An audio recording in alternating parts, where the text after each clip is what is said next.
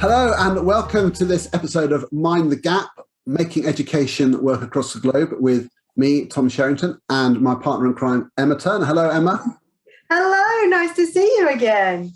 I'm absolutely delighted, Tom, because we've got one of my absolute sheroes on the episode today. We've got the fantastic Haili Hughes, who's going to talk to us about her book, Mentoring in Schools, How to Become an Expert Colleague. So I'm slightly giddy that we get to talk to her. So welcome, Haili.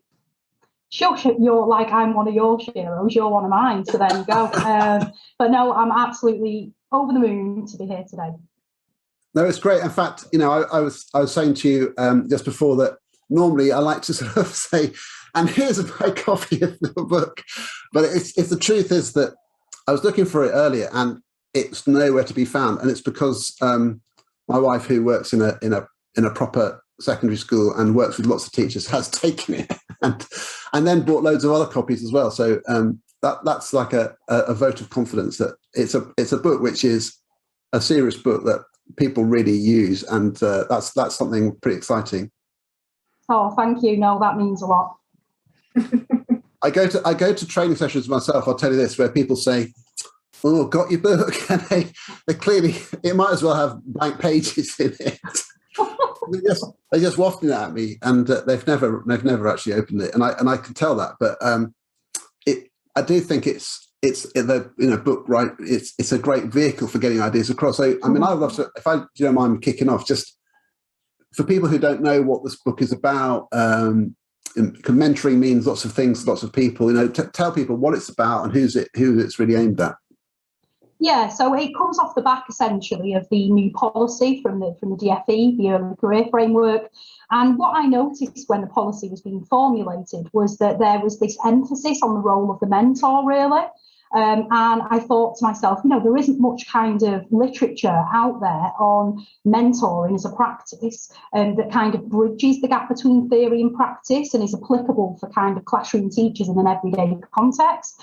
A lot of the reading I'd done about mentoring in the past have been quite abstract and academic. So I wanted something really that was underpinning those really robust evidence-informed ideas that underpin the Early Career Framework, but at the same time have these really practical strategies that people could read the book, dip into it time and time again and use on a regular basis.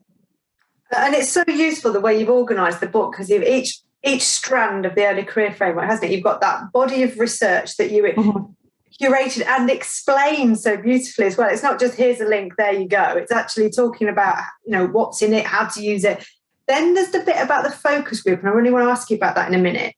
And then there's the bit that says, how can I help my mentee in this section? And then you summarise the whole thing as well. So the structure is just a delight for busy people, busy in teaching. But I just really wanted you to explain a little bit more about the focus group bit, because I think it's really fascinating.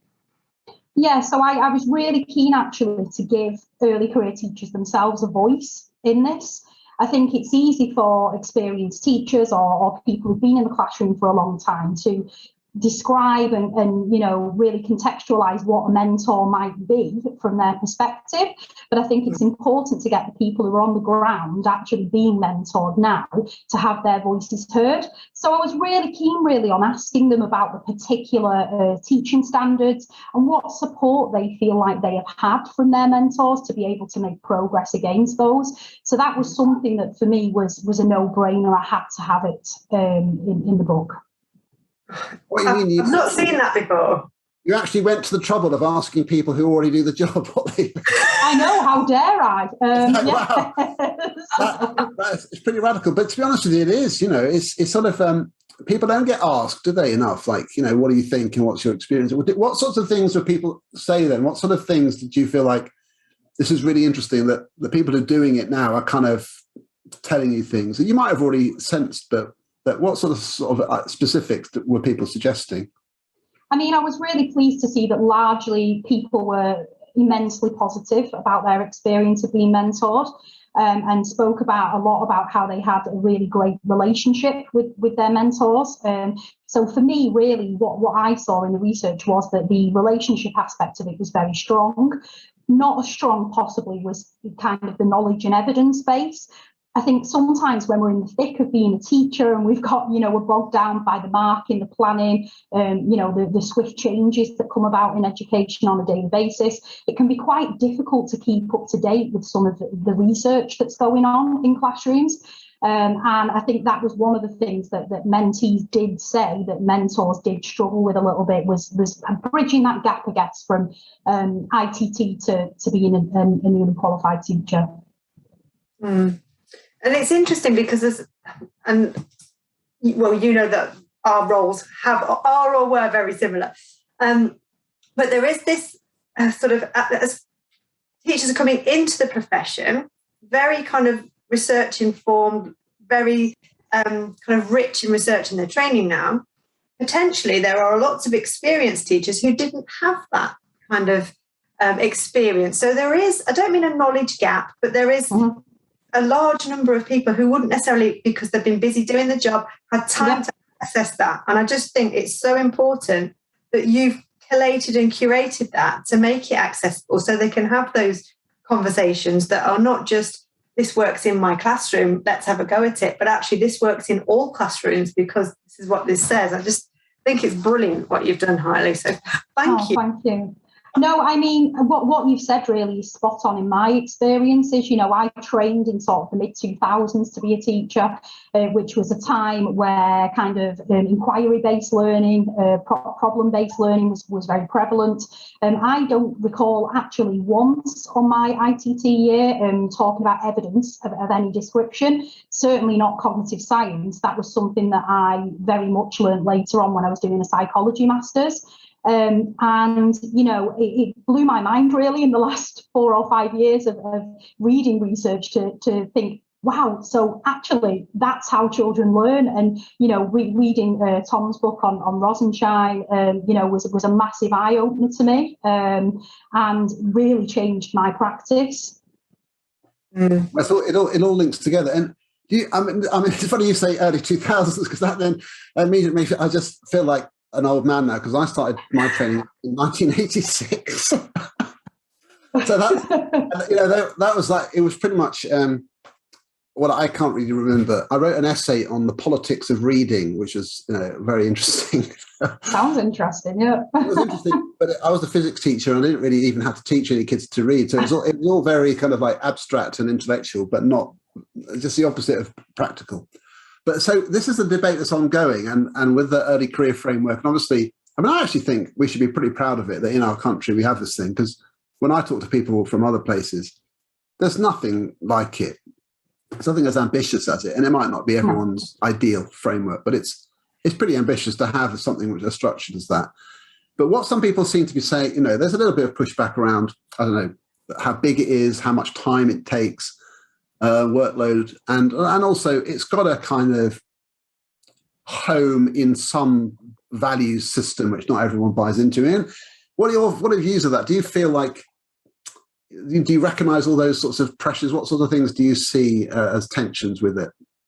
I mean, I can see where people are coming from with a particular ideological stance that underpins the framework completely. And I understand their concerns. But what I think is that the early career framework is a foundation that can then be built upon. I think for any teacher to kind of build their own identity really as an educator, they need to have these firm foundations that are underpinned by evidence to then actually become critical practitioners themselves.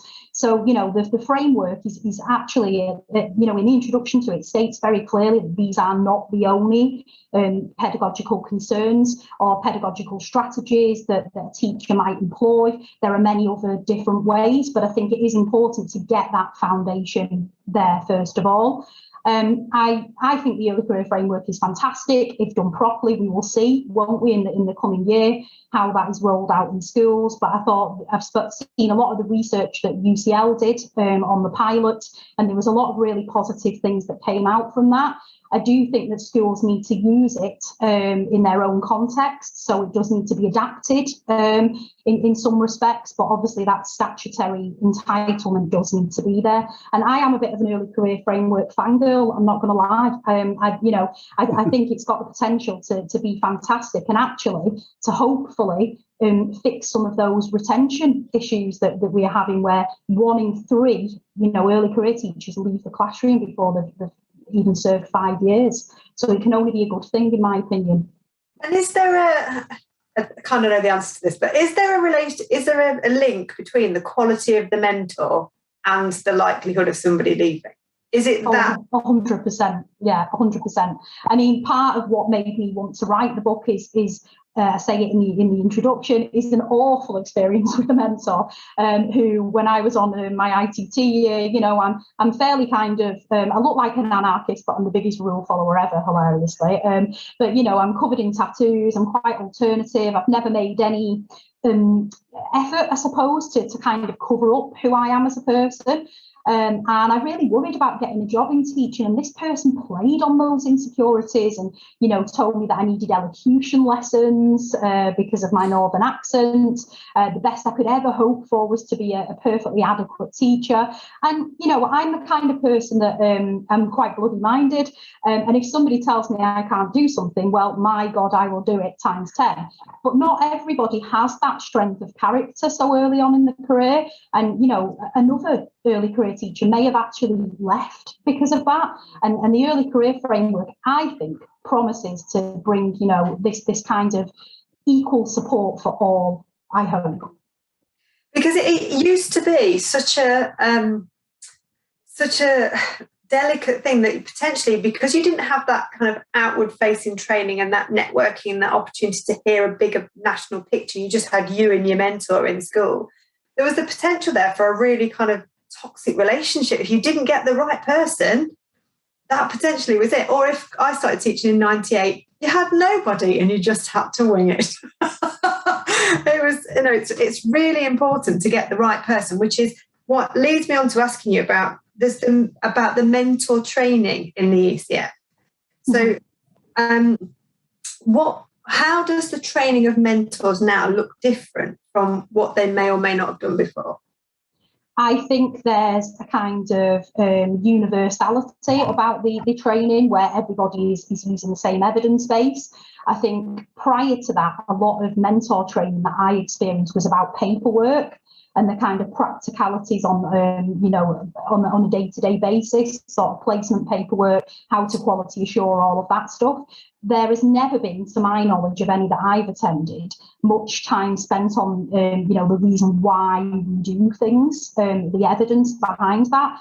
A lot of mentoring training was also about relationships, which are, of course, massively important, but also we do need that knowledge element of it as well.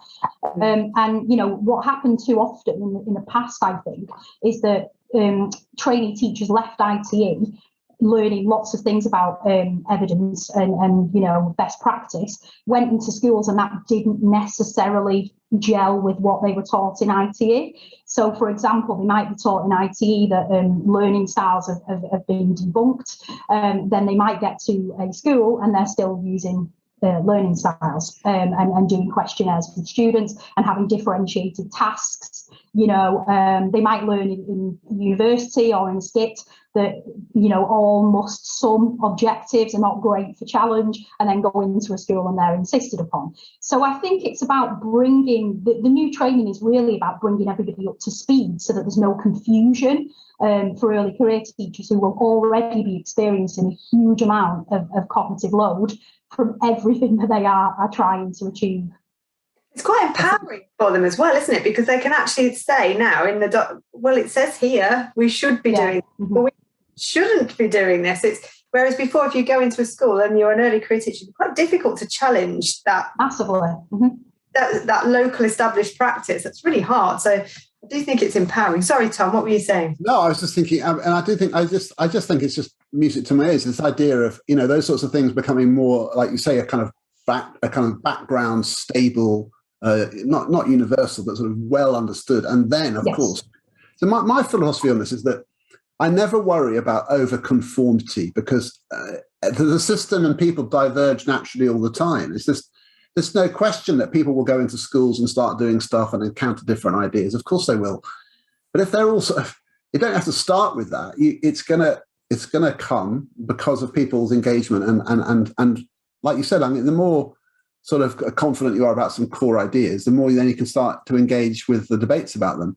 And I think that really is interesting. It's so funny how I know people get anecdotal about this, and it's not always a good thing to talk about how my terrible teaching experience of training, but look, I'm still here. I mean, literally, my only person who could be called a mentor when I was doing my training was this chap. The first thing he said to me was, "What are you doing here? Get out while you can." Yeah, I've had a few people. And he said, "I haven't had a holiday with my family for 5 years." And he was just basically talking about pay for teachers was terrible, and it was in the mid-80s. And I kind of thought, oh my God. He was sort of, literally, that's what he said to me. And I did sit in the wrong chair in the staff room with the wing. I sat in the next to one of the wing back chairs, and this guy literally kicked me out of the seat. Oh no! I think this is why it's so important, isn't it, that mentors are chosen carefully. I've got some practical questions though, because this is where I feel like when mentors' workload and mentees, everybody is the frequency. This is the thing I get asked nearly more than anything else about this when I'm talking about coaching and stuff, is how often do you have interactions with a mentee about their practice, and how much of that involves watching them do what they're doing, and the scale of it. I mean, what's your sense of how much time and the frequency of those interactions should be? Yeah, I mean, mentoring has always been a position where you give up a lot of time to do it properly. And it's always been kind of unpaid, and there's been no reward. I think Professor Rachel Lofthouse calls it the Cinderella profession, because they're just kind of, quietly in the background working away for not much reward. I think now the kind of expectation really, I guess, is that you will have a meeting once a week with your ECT year one, and that will be a formalised meeting. But of course, you'll have lots more interactions with them during the week than that. There'll be those informal conversations you have in the staff room or on the corridor, or the times they knock on your door to ask for advice or reassurance. And then in second year, it's expected to be once every 2 weeks. The mentor training, I'm delivering that through UCL for my local teaching school hub, and I think that's 3 sessions over the year. So it's not a huge commitment in terms of the training sessions, but obviously the biggest commitment is actually being there, having an open door policy, and even when you're really busy, having that smile ready to meet an early career teacher to say, how can I help? So, it's a hard job, but it is a huge workload. Yeah, it is. If you were going to design your perfect mentor, Haili, if you could kind of craft one in an image, what do you think are like the absolute key things that they definitely need to be or have or do? Or what is it? Brilliant. For me, can I say a person like Professor Sam Twittleton maybe, or Mary Myatt, like fangirling over there? But no. To have Sam as our mentor, oh my gosh. I know, oh my God, but mummy Sam. But no, probably approachable is the first one, because as an early career teacher, you need to be able to approach a mentor with a problem at any time and not feel like you're, disrupting them or disturbing them. But you also need to be able to feel confident enough with them to give your ideas, to maybe talk about a risk you want to take and a strategy you want to do in the lesson. And if you don't feel like they're approachable, that would be difficult. I think being empathetic, because sometimes when you're a well-established teacher and routines become, the things we do become routine and we don't even think about it, it's really hard to think about, well, actually, I'm going to step back and how did I get to where I am now? So I think that's really important, to be empathetic and to try and break things down. And the third thing for me is knowledgeable, and that knowledge comes from not only research, but it comes from a wisdom of practice.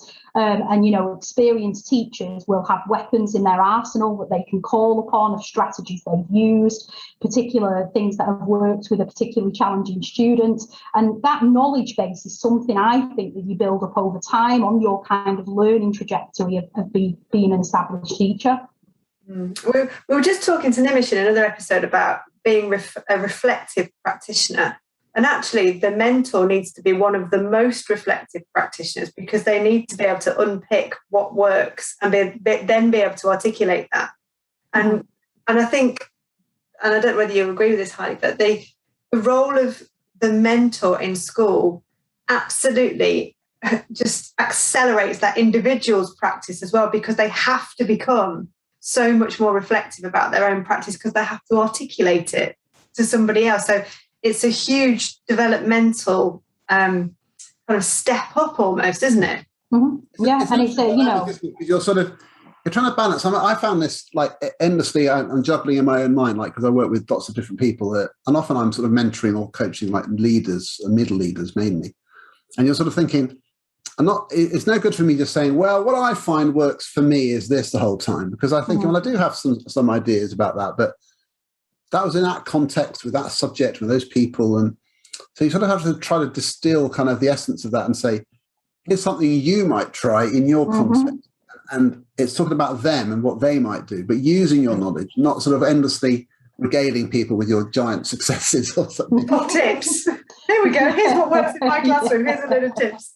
And do you feel like, because we were talking earlier as well about this idea of what you call sort of counter examples, kind of what's the phrase that you use for that, Emma? Non-examples. Yeah, right. Yeah, non-examples. So like, do you find that's helpful in training mentors, like things not to do? Yeah, definitely. I mean, we've all learned the hard way in many respects, haven't we, at some point during our career? And I think if we can, think about any possible misconceptions or things that they might do wrong, just as we do with students when we're teaching them, I think that's really key. If we can save them that misconception and that kind of embarrassment sometimes, when I think of some of the things I've done as a new teacher, I think that is really important. And what about as a mentor? Like, it's like there's the new teacher, but also the mentoring itself, like the things not to do as a mentor. Have you got any of those up your sleeve that you think don't do that? I think bulldozing. I think you hit the nail on the head when you were talking about kind of regaling them with things that you've done. I had a mentor in my NQT year who basically every conversation was about her.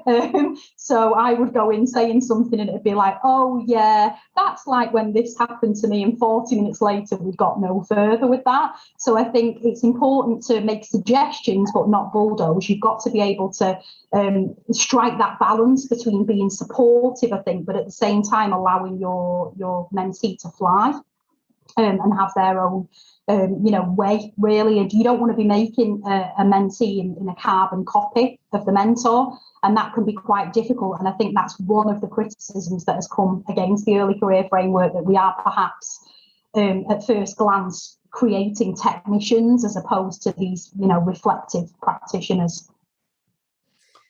Yeah, so what? Do you see that? I mean, I hear that, and I see it on Twitter and stuff. I don't get it. I mean, I go to lots of schools, and the thing I've never been into a school where I'm just thinking, oh God, carbon copy teacher. If only they expressed themselves a bit more idiosyncratically. I've never felt that. Have you? I mean, Emma, do you see that?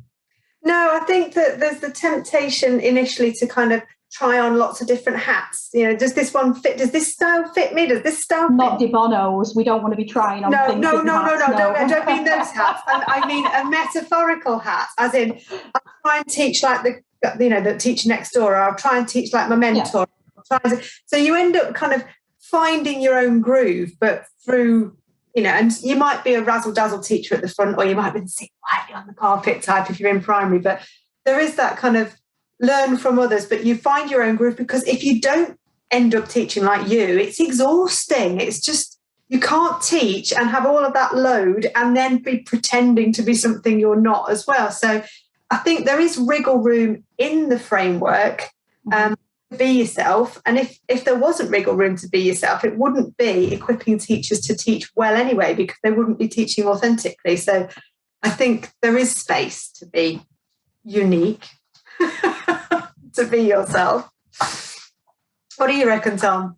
100%. I mean, I really feel this, and I actually feel it quite strongly. Sometimes I can get quite wound up about it. Is that this constant suggestion that unless we allow people to sort of this idea that a structure to anything, like an early career framework, is somehow some kind of a straitjacket.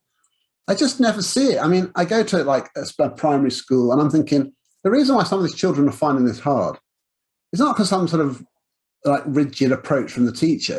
It's just blooming hard, and they're working really hard, and it's something really basic about reading, understanding maths, practice, the way they've organised the room. It's children's thinking. It's lots of quite functional, practical details which are dealt with through the structures and stuff in the career framework.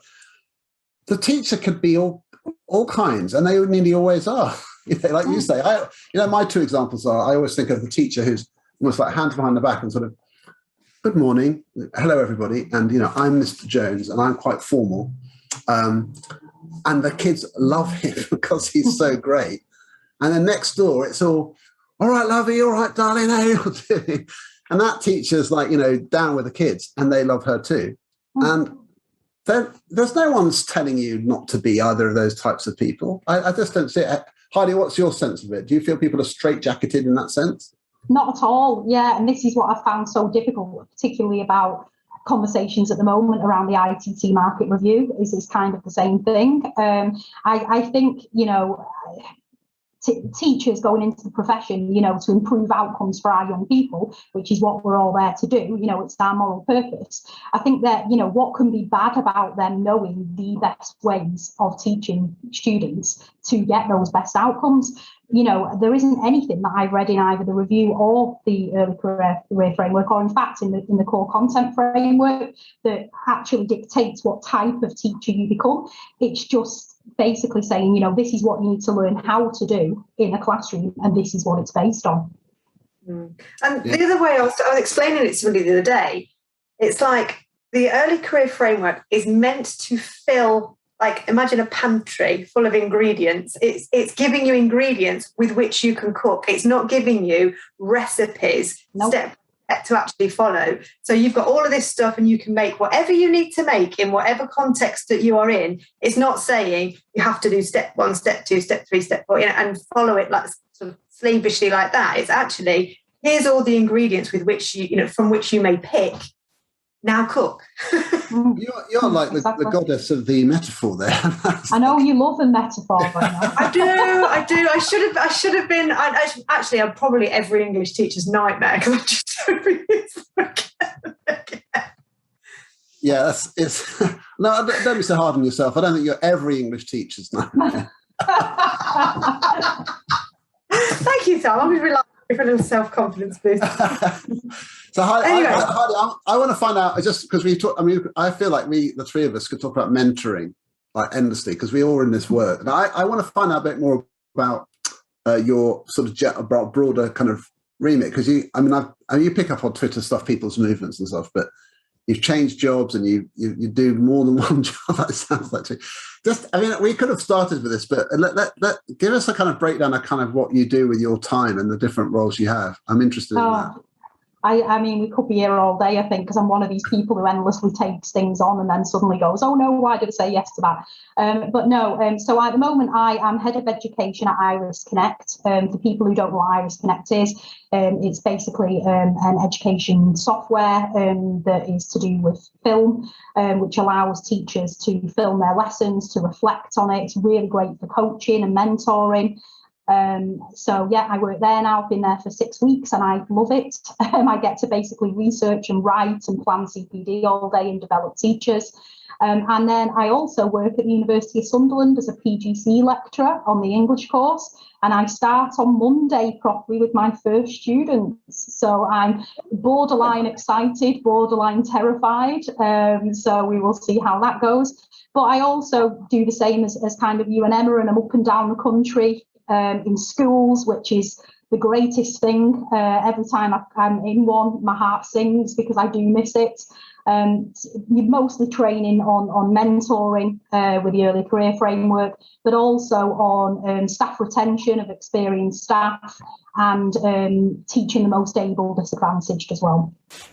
And you've missed out the fact you're doing your doctorate as well. Oh yeah, I'm doing an ed.D. Yeah, I'm in year 4 of that. Yeah, so I'm glad you've just made me feel really tired. That's just amazing. That is impressive. I have to say, how amazing to be a tutor for English on a PGC, to like grab people right at the beginning and say, what are you going to, I'm so interested, I could talk to you about this for ages. What are you going to do in your first session? How does it start? Well, we're looking at what it means to teach English, essentially, and what it means to, and, the kind of challenges that English teachers have when you're on this borderline between, wanting to imbue a love of literature and all the connections that English makes and humanity, really, teaching people to be human in English, but also the pressures that is then against with teaching to the exam. Teaching very prescriptively to the assessment objectives on the GCSEs, and the issues in Key Stage 3 with early entry in exams and all of those things. So it's quite a realistic session, but I think it's also inspirational. I've got a lot of fantastic quotes on there from brilliant English teachers. And really considering, what makes a great English teacher, what makes a great English curriculum. Wow, how exciting. That's totally inspiring. I think I might retrain. I think I might sign up. It's lovely to be close to. I mean, I'm on Monday. It's Friday today. On Monday, I'm going to a school where several sessions I'm doing there are with coaches. So like not training coaches to be better coaches, a bit like mentoring, but they're more broader than the ECT. And it's the same thing. I feel like that sort of engine room of practice. So but you have to see both. You're doing it directly and at the source, but then you're also working with the mentors of those people. So that must be fantastic to see it coming from both sides. Yeah, I mean, I think I'm not sure, but I may be unique, I think, in England at the moment, because I'm delivering the CCF as an ITE lecturer, the early career framework to ECTs and mentors. I have 2 groups with UCL, with my local teaching school hub, and I'm also delivering the MPQ LTD with Teach First for another teaching school hub as well. So essentially, I'm involved at every aspect, I guess, of teaching development. I think the last one had like way too many letters. That it's MPQ LTD, so the National Professional Qualification for Teacher Development. Oh wow. Yeah, well, that's amazing. So Emma, that's you? I mean, you do similar things as well, but it's so interesting. You've yeah, I do. I guest lecture on our skit. I'm not there full time. I do guest lectures, and then I do the ECF delivery, and then I'm just to start doing the MPQH delivery. Oh damn it! So I'm not unique. You are, because I'm not doing MPQ LTD. Oh. PQH. So I've missed out the middle bit. I've got a piece missing. Emma's burst my bubble now. Thanks, Emma. No, I'm not doing, but that's not the teacher development bit. You've got the teacher development thread all the way through. I go to like ECF, big gap, headship.